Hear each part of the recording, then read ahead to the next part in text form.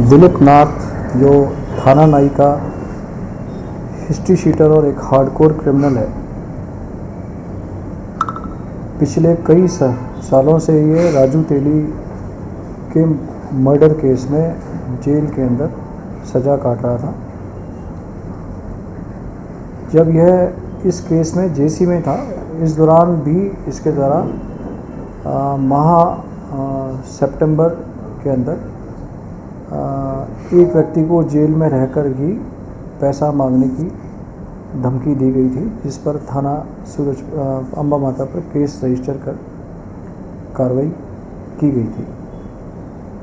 अक्टूबर माह में इस अपराधी की जेल से जमानत होने के पश्चात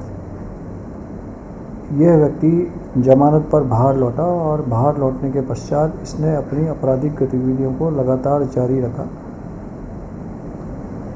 इसी क्रम में हमारे पास यह सूचना मिली कि पुष्कर डांगी के परिजनों की जो ज़मीन लॉयरा में स्थित थी, उस ज़मीन को बेचकर या जब भी वो बेचने के पश्चात लगभग 35 लाख रुपए पुष्कर को देगा। इस बाबत उसने पुष्कर को न केवल डराया धमकाया, वरन उसको अपहृत करके तहसील में ले गया और उस अपने नाम पर एक लिखित में एग्रीमेंट इस बात का कि यह ज़मीन जब भी बिकेगी वो 35 लाख रुपए की एक उगाही दिलीप नाथ को देगा, लिखा पढ़ी कराई। इस चीज़ की तथ्य जानकारी सीओ गिरवा श्री सूर्यवीर सिंह को लगी तो तथ्यों की तस्दीक की गई। उक्त तथ्यों की तस्दीक करने के पश्चात पुष्कर डांगी द्वारा दी गई रिपोर्ट के आधार पर और तथ्यों की तस्दीक के आधार पर इसके विरुद्ध सुखेर थाने में एक केस पंजीबद्ध किया गया। केस में एक्सटॉर्शन की धाराओं के साथ साथ 111 बीएनएस को भी हमने ऐड किया। 111 बीएनएस सिंडिकेट के रूप में आप कोई अपराधों को करते हैं, उससे संबंधित है। इस प्रकरण का अनुसंधान चल ही रहा था, उसी दौरान इसके विरुद्ध 2 और प्रकरण हिरणमगरी और अम्बा माता में दर्ज हुए। हिरणमगरी में आयुष लोढ़ा ने इसके विरुद्ध एक प्रकरण दर्ज कराया, जिसमें इस दिलीप नाथ के विरुद्ध कि उससे लगभग 25 लाख रुपया उसने डरा धमका करके ऐंठा। इसी तरह से एक अन्य केस जिसमें यशवंत सालवी जो थाने का बदमाश है, उससे जो हथियार हमने बरामद किए थे, उस हथियार को मुख्यतः सप्लाई करने वाला भी ये दिलीप नाथ था। इस तरह से लगभग 3 केसेस के अंदर यह दिलीप नाथ वर्तमान में फरार था, वांटेड था। इसके विरुद्ध 10,000 का एक इनाम घोषित था और भी दूसरे प्रिवेंटिव एक्शंस के तहत इसके विरुद्ध कार्रवाई प्रस्तावित थी। चूँकि इसकी आपराधिक गतिविधियां शहर की कानून व्यवस्था और आपराधिक स्थिति को,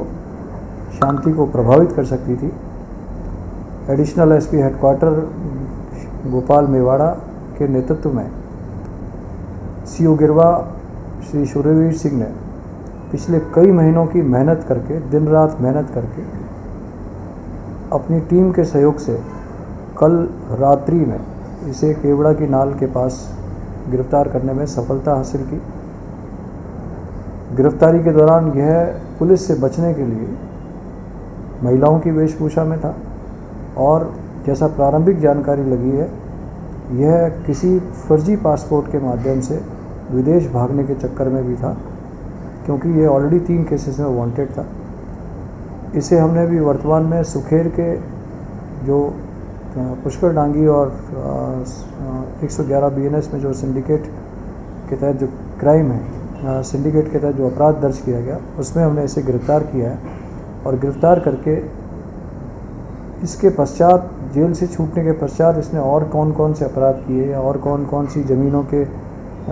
कब्जे में या कब्जे छुड़ाने के मामलों में इसने हस्तक्षेप किया, उन मामलों के संबंध में हम इससे विस्तृत पूछताछ कर रहे हैं। साथ ही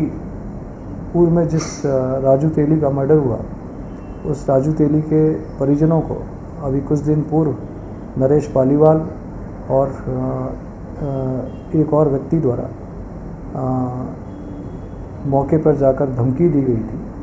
उस प्रकरण में भी इसकी आपराधिक भूमिका की